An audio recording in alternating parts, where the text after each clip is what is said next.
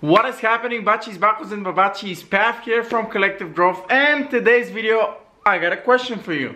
What does Joe Rogan, Elon Musk and Donald Glover have all in common? Well, stay tuned for the answer. We're starting right now.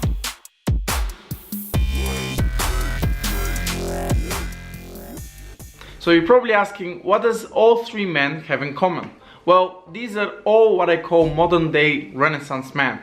Joe Rogan, for the fact that he's very successful stand-up comedian, he is the leading MMA commentator right now at the UFC. He's also a very successful podcaster, as I'm sure most of you have actually known him for. He's a lifelong martial arts practitioner and has a black belt in Brazilian Jiu-Jitsu, and recently he became an avid archery enthusiast.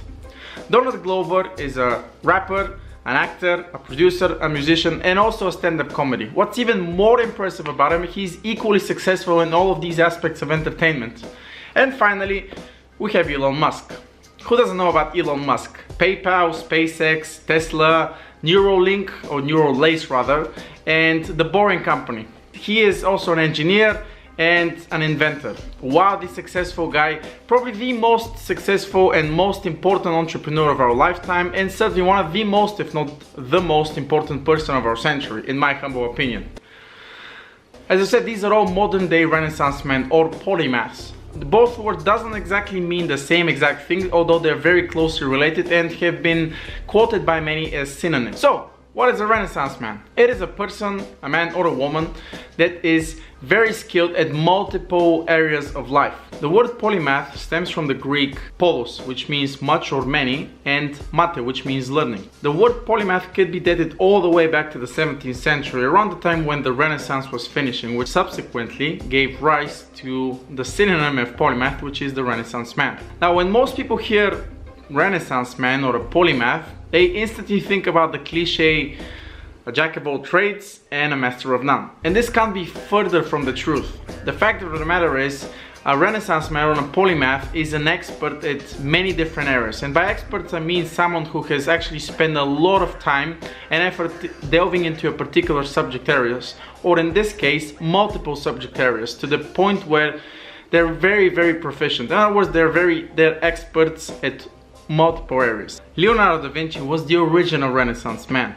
Now get this man was a physicist, a sculptor, a painter, anatomist, philosopher, biologist, and geologist. He really embodied this concept of the Renaissance man full on, basically actualizing all the different potentials that lie dormant within every man. Other notable examples of Renaissance man was Benjamin Franklin, Casanova, Richard Francis Burton. So why is this important in the first place? Well, for once, learning new things actually prevents you from plateauing and helps the brain to create new neural connections. It also impacts something called neuroplasticity, which is basically the ability of the brain to restructure its neural connections. Throughout our life, our brain constantly forms and reorganizes synaptic connections in the brain, especially to learning or new experiences. This aphorism distills the brain's activity pretty well. Neurons that wire together fire together, and neurons that fire out of sync fail to link. And it also protects against neurodegenerative diseases like Alzheimer's